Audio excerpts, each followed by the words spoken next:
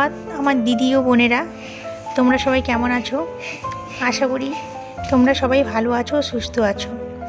আমিও ঠাকুরের আশীর্বাদে বেশ ভালো আছি। এখন বাজে সকাল 7টা। ঘরের বাসি কাজকর্ম শেষ করে আগে ঠাকুরের পুজো করে এলাম।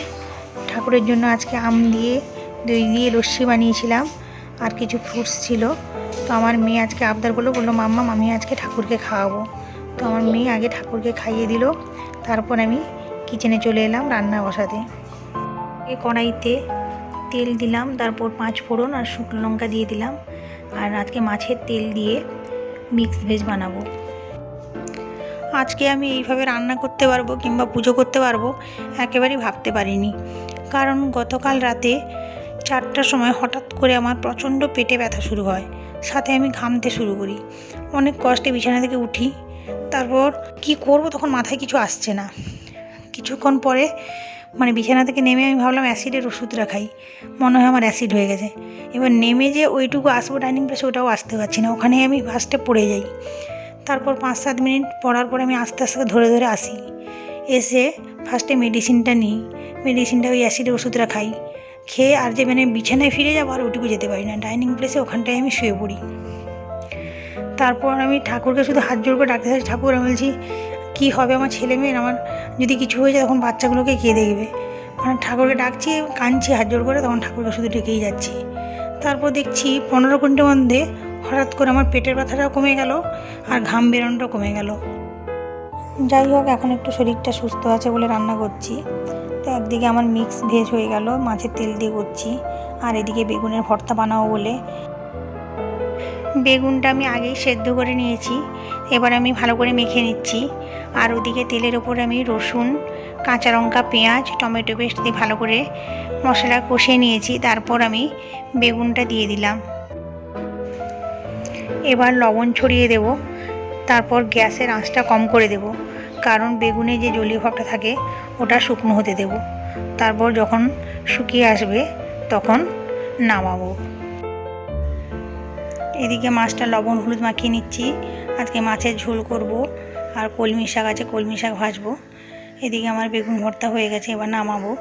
আর ওদিকে আমার মাছের তেলে যে চচ্চড়িটা করছি ওটাও হয়ে এসছে, এবার নামিয়ে নেব। এবার আমার এই রান্নাগুলো করে নিলে রান্না কমপ্লিট হয়ে যাবে, কারণ আজকে আমার বাড়িতে একজন গেস্ট আসার কথা আছে বলে একটু বেশি করে বানাচ্ছি। জানো তো, আগের দিন আমি সব সবজি কেটে ফ্রিজে রেখে দিই, তা না হলে না এত তাড়াতাড়ি করে রান্না করা সম্ভব নয়। কারণ আমাদের প্রতিদিন 4টে থেকে 5টা রান্না করতে হয়, তারপর থাকে আবার ঠাকুরের ভোগ বানানো। এই জন্য আমি কি করি, রাত্রে সব সবজি কেটে রেখে দিই, আর মশলাগুলো সব পেস্ট করে রেখে দিই পুরো 15 ডেজের জন্য। আদা, পেঁয়াজ, রসুন সব পেস্ট করে কি করি বলো তো, ওতে একটু ভিনিগার দিয়ে দিই আর হলুদ দিয়ে দিই। এতে করে মশলাগুলো খুব তাড়াতাড়ি নষ্ট হয়ে যায় না, অনেক দিন ফ্রিজে রাখা যায়। ওই দিকে আমি দুপুরে লাঞ্চের জন্য সমস্ত রান্না কমপ্লিট করে নিলাম। আর এদিকে ঠাকুরের জন্য কুঁদরি ভেজেছি, বেগুন ভেজেছি, লুচি করেছি, আর পিঠে বানিয়েছি। আর জিলেবিটা কিনে নিয়ে এসেছিলাম, বাবা সকালবেলা রুটির সাথে খায়, বাবা খেয়েছে, ঠাকুরের জন্য আলাদা করে রেখে দিয়েছিলাম। তো ওটা এখন ঠাকুরকে ওই জন্য দিয়ে দিলাম। ঠাকুর ঘরে চলে এসেছি ঠাকুরের ভোগ নিয়ে। তারপর ঠাকুরের আরতি করে নিলাম। তারপর ঠাকুরের জন্য যে ভোগ বানিয়েছি ওটা ঠাকুরের মুখে একটা একটা করে ছুঁয়ে দিচ্ছি। আর এদিকে যে ধূপদানিটা রাখা আছে ওটাই বাচ্চাদের দুষ্টুমির জন্যই কেনা। এর যে ধূপদানিটা ছিল এরকম কভার দেওয়া ছিল না, তো ওর জন্য ধূপ থেকে ওই ডাস্টগুলো বাইরে পড়তো, আর দুজনে মিলে ওই সব নিয়ে খেলা করতো। পুরো ঠাকুর ঘরটায় ওই ডাস্টগুলো নিয়ে মাখামাখি করে পুরো কালো করে দিত। তো তার জন্যই আমি এটা কিনেছি, এটা কভার দেওয়া থাকে, এর থেকে বাইরে গুঁড়োগুলো পড়ে না, ভেতরেই পড়ে। আমি না ঠাকুরকে ফুল দিয়ে সাজাতে খুব ভালোবাসি। যখন ঠাকুরকে ঘুম থেকে ডেকে তুলি তখন ঠাকুরের চারিদিকে ভালো করে ফুল দিয়ে তারপর ঠাকুরকে ডেকে কোলে তুলে নিই। তারপর ঠাকুরকে স্নান করিয়ে দিই। যখন স্নান করাই ওই স্নানের পাত্রটাকেও ভালো করে ফুল দিয়ে সুন্দর করে সাজিয়ে দিই। ঠাকুরকে যে জলটা দিয়ে স্নান করাই ওই জলটাও ফুল দিয়ে রাখি। তারপর ওই ফুল দেওয়া জলটা ঠাকুরের মাথায় দিই। আমি ওইভাবেই সবসময় ঠাকুরকে স্নান করাই। আজকে ভাবছিলাম ফ্যানটা পরিষ্কার করব, কিন্তু শরীরটা ততটা ভালো নেই, ওই জন্য বেশি শরীরের উপর প্রেসার দেব না, ভাবছি পরের দিন করে নেব। তো এখন গাছে জলটা দিয়ে দিচ্ছি, গাছগুলো সকালবেলা জল দেওয়া হয়নি, পুজো করে এসে জল দিচ্ছি। এই যে অ্যালোভেরা গাছটা আমার খুব প্রিয়, তার কারণ এই অ্যালোভেরা মাথার চুলে লাগাই, আমার ফেসেও লাগাই। অ্যালোভেরার তো জানো তোমরা খুব উপকার। এই যে এদিকে যে ছোট্ট গাছটায় জল দিলাম, ওই গাছটার নামটা ঠিক জানি না, কিন্তু পাতাগুলো খুব সবুজ হয়ে থাকে আর শীতকালে খুব ফুল হয়। আর এদিকে বাইরে যে ডিম দিয়েছিল শেষমেশ ওর থেকে ছোট্ট বেবি হয়েছে। আমার ছেলে প্রতিদিন 15 থেকে 20 বার উঁকি মেরে মেরে দেখবে বাচ্চা হয়েছে কিনা। ও আজকে প্রথমে দেখে ওর দিদিকে গিয়ে ডেকেছে, বলছে দিদি দেখবি আয় ছোট্ট একটা বেবি হয়েছে। তারপর আমিও বললাম ঠিক আছে, আমিও একটা ভিডিও করে নিই, আমিও সবার সাথে শেয়ার করব, সবাই দেখবে। তা আমি ওই জন্য ভিডিও করে নিয়েছি। ছোট ছোট এই যে কাঠের টুকরোগুলো আগের বারে পরিষ্কার করার জন্য ডিমগুলো নষ্ট হয়ে গেছিলো, তাই এবার আর ওগুলো সরাইনি।